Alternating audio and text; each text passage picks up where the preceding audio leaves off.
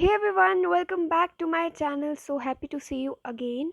In this video, I'll be sharing an ultimate guide to use your summer vacation judiciously and effectively. This is the time when you can complete maximum chunk of your syllabus without any snag from your school, like school का homework and all that stuff. So first of all, अगर आपको कोई भी useless holidays homework दिया गया है school से, मत करो. Just don't do it. Don't waste your time there. अगर तो it has no contribution in your exam prep, don't do it. थोड़ी सी डांट खा लो, पनिशमेंट मिल जाएगी थोड़ी सी स्कूल से, क्या ही हो जाएगा, लेकिन don't do it. Because you have to use this summer break very effectively to get ahead from others. Make a planner. आप एक प्लानर बना लो जिसमें you should just list down the syllabus that you have already completed अभी तक जो भी आपको school में कवर अप करवा दिया हुआ है, जो भी आपके ऑफलाइन क्लासेस में कवर हो गई हुई हैं चीज़ें, just right it down so that आपको पता चले कि आपने कितना सिलेबस अभी तक कवर अप किया है. And then you will be able to use this video very effectively, क्योंकि मैं जो स्ट्रैटेजी बताने वाली हूँ उसमें ये प्लानर एक बहुत बड़ा रोल प्ले करेगा. Because I don't have any idea कि आपने अभी तक कितना सिलेबस किया है, तो मैं एक इन जनरल आपको चीज़ें बताऊंगी कि what you should do, which part of syllabus you should cover in these holidays, which will help you a lot in future. जो भी मैं चीज़ें बताऊंगी आपको कि you have to cover this part of this subject, वो आप अपने अकॉर्डिंग चीज़ें प्लान कर सकते हो. आप वीकली एक प्लानर बना सकते हो. In first week I will complete 2 chapters of literature and 1 chapter of physics and maybe like half chapter of chemistry. वो आप अपने अकॉर्डिंग कर सकते हो कि how much you can complete the things. I am not going to make a whole schedule for you, that is your job. मैं आपको बहुत सारी चीज़ें बता सकती हूँ एज ए सीनियर दैट आपको किन चीज़ों पे अभी फोकस करना चाहिए. एंड मेक श्योर दैट जो भी आप ये वीकली स्केड्यूल बनाओगे इट शुड बी रियलिस्टिक. आप में कितनी क्षमता है, आप एक वीक में कितना कवर अप कर सकते हैं, तो आप उसके अकॉर्डिंग बनाना. So let's start. I am going to tell you all subject wise. Literature, your goal should be to cover up short stories and poem in these holidays, like 5 short stories और 5 poem है. अभी I am just assuming आपने 2 poem और 2 short stories तो कर ही ली होंगी, थोड़ा बहुत तो कवर अप किया होगा स्कूल में. Now it's time for you to do a little bit of self study, और तुम खुद ही कंप्लीट कर लो अपना रैप्सडी और प्रिज्म. क्योंकि अगर तुम अभी इन छुट्टियों में इफ़ यू विल कंप्लीट ये वाला लिटरेचर वाला part, you will be able to give more time to Macbeth. मैं ये नहीं बोलूँगी कि आप तुम इन वेकेशन में सारी मैकबेथ ख़त्म कर लो, क्योंकि that is not possible. You have to give more time to Macbeth, क्योंकि तुम्हें कैरेक्टर्स को समझना है, तुम्हें हर एक एक्ट को एनालाइज करना है. मैंने भी कोई ऑफलाइन ट्यूशन्स ज्वाइन नहीं की थी, it was just self study. तो उसके लिए मैंने ऑलरेडी अपनी वीडियो में डिस्कस किया हुआ है that you have to follow these 4 steps. आप ये 4 स्टेप्स फॉलो करके अपना लिटरेचर का प्रिज्म और रैप्सडी वाला पार्ट कवर अप कर सकते हो. लिटरेचर वाली वीडियो में भी डिस्कस की हुई हैं ये चीज़ें कि कैसे मैंने शॉर्ट नोट्स बनाए थे. मैंने शॉर्ट नोट्स बहुत एंड में आके बनाए थे, लेकिन आप अभी भी बना सकते हो क्योंकि you have ample amount of time. तो आप ऐसे शॉर्ट नोट्स बना सकते हो, मैंने ऑलरेडी डिस्कस किया हुआ है. Some of you are also telling me to share those notes. I will share it with you all. इस वीडियो के एंड में I will attach those notes. For language I would say attempt at least 15 specimen from your total English. If I'm saying to attempt specimen, that means आपको composition भी लिखनी है, directed writing भी लिखनी है, proposal भी लिखना है, और phrasal verbs, grammatical part, comprehension सब कुछ attempt करना है. And for the answers you can take help of ChatGPT. आप वहाँ से answers निकाल सकते हो. If you are having any problem with phrasal verbs or maybe tenses, this is the video. I have discussed everything in this video in a very detailed manner, so you can check it out. Chemistry. Now I'm assuming that there are 2 groups of students. One who are preparing on their own, like through any online resource or maybe taking an online course, and the second group of students who are taking offline coaching. Unintentionally I was from both of these groups, क्योंकि I was preparing for NEET, तो मैं उसके लिए भी online classes attend करती थी, and I was a regular coaching going student. So I managed these both in my summer vacation. हमें offline institute में कोई भी हॉलीडे नहीं दी थी सर ने. So I will be able to guide both of these groups. Chemistry is divided into 3 units.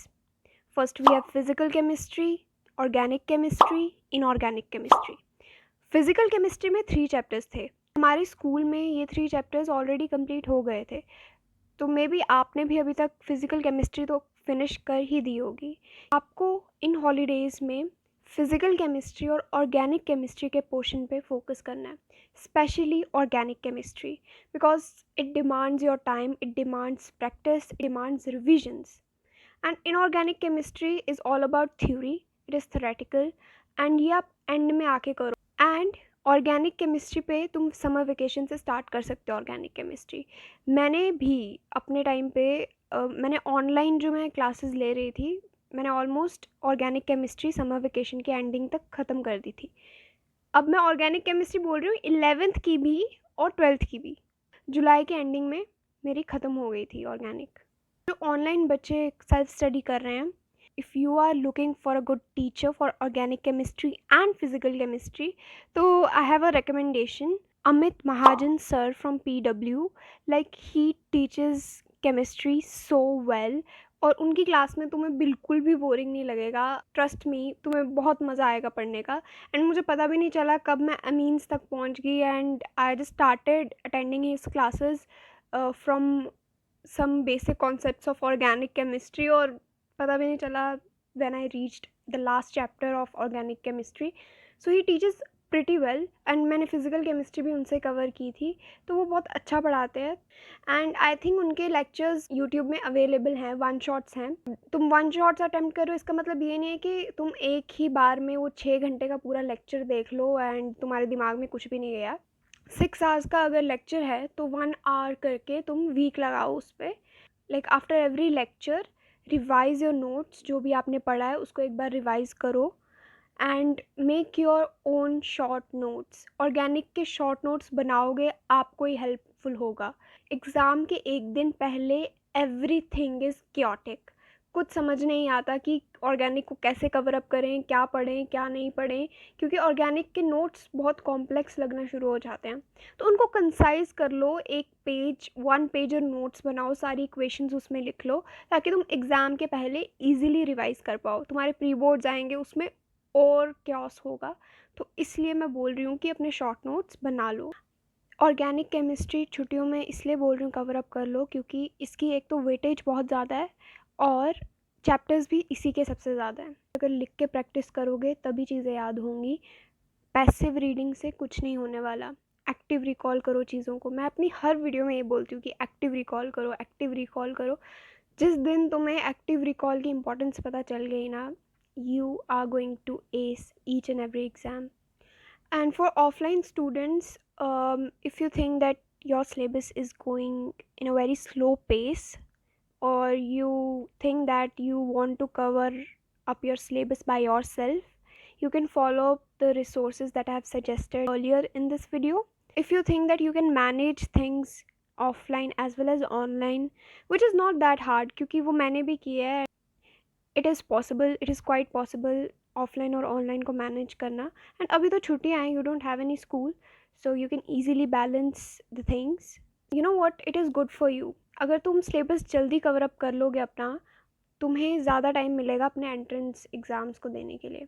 Physics, if you are an online student and you are searching for a good teacher, MR sir, he teaches really well. या तो आप उनकी videos देख सकते हो, one shots are freely available on YouTube. And whiteboard lectures of अलग sir which are available in the YouTube. Whiteboard lectures मैंने बहुत सुना है कि सर ने बहुत ही अच्छे से चीज़ें कवर अप करवाई हैं.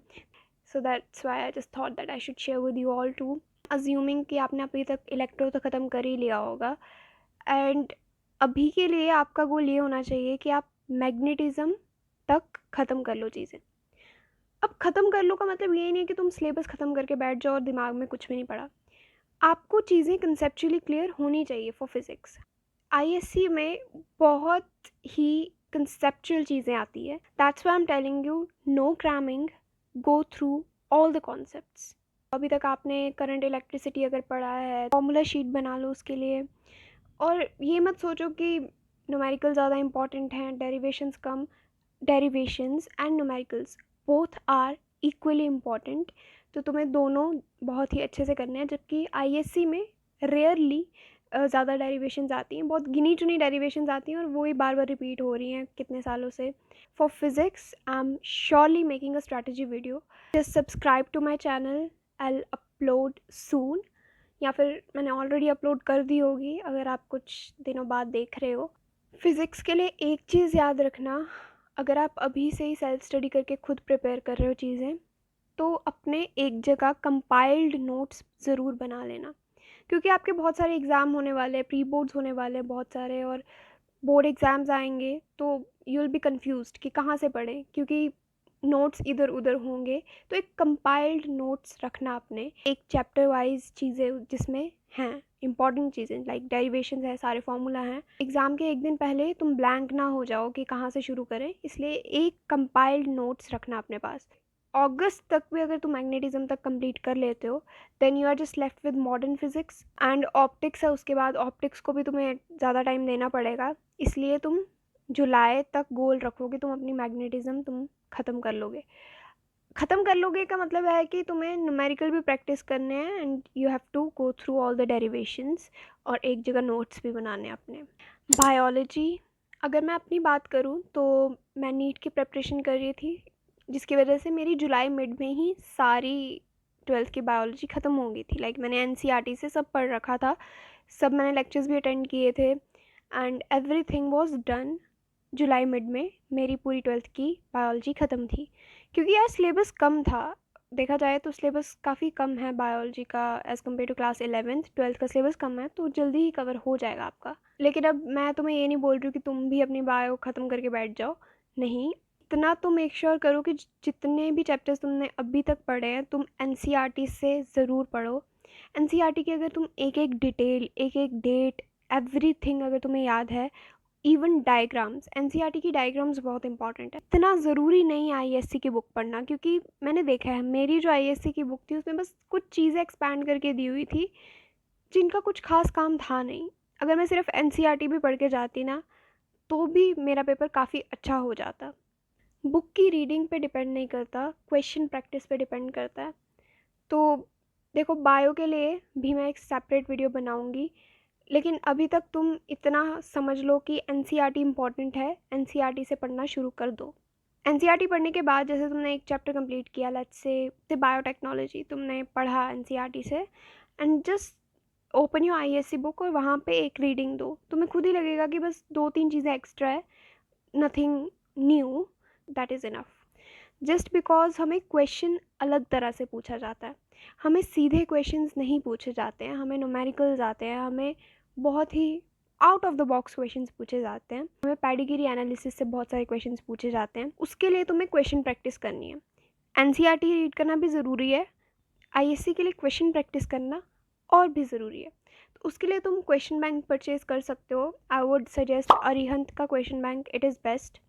अगर तुम बोर हो गए बार बार एनसीईआरटी रीड करके, या फिर आईएससी की बुक भी तुम्हें बोरिंग लग रही है, तो स्टार्ट सॉल्विंग क्वेश्चंस। अब रियलिस्टिक गोल मैं बताती हूँ तुम्हें क्या कवर अप करना है इन वेकेशन में। बायोटेक्नोलॉजी एंड जेनेटिक्स, इतना कवर कर लो। दोनों बहुत इंपॉर्टेंट चैप्टर्स है, लेकिन इसका मतलब ये नहीं है कि जो लास्ट एंडिंग वाले चैप्टर्स है, बायोडाइवर्सिटी, इकोलॉजी, वो इंपॉर्टेंट नहीं है, वो और भी ज़्यादा इंपॉर्टेंट है। जस्ट हम टेलिंग यू ऑल, एक रियलिस्टिक गोल बनाओ, ये दोनों यूनिट्स को कवर कर लो। बस इनके क्वेश्चन प्रैक्टिस अच्छे से करना। न्यूमेरिकल्स आते हैं जेनेटिक्स से, बहुत सारे पेडिग्री एनालिसिस है इसमें, पीसीआर का एक न्यूमेरिकल आता है। तो ये सब न्यूमेरिकल्स जो है तुम्हें क्वेश्चन बैंक से मिल जाएंगे, तो इनको प्रैक्टिस करना, अच्छे से करना, ये दोनों यूनिट्स को अच्छे से करना, एक एक चीज़, डिटेल्स, एवरीथिंग सब अच्छे से करना इन यूनिट्स का इन वेकेशन में। अज्यूमिंग कि आपने अभी तक सेक्सुअल रिप्रोडक्शन वाला यूनिट कंप्लीट कर लिया होगा। एंड मेरा एक और सब्जेक्ट था, दैट वाज कंप्यूटर। उसके लिए भी मैं बोलना चाहती हूँ, इस टाइम पे तुम मेन प्रोग्रामिंग कर सकते हो, जैसे कि 2D एरे एंड रिकर्शन।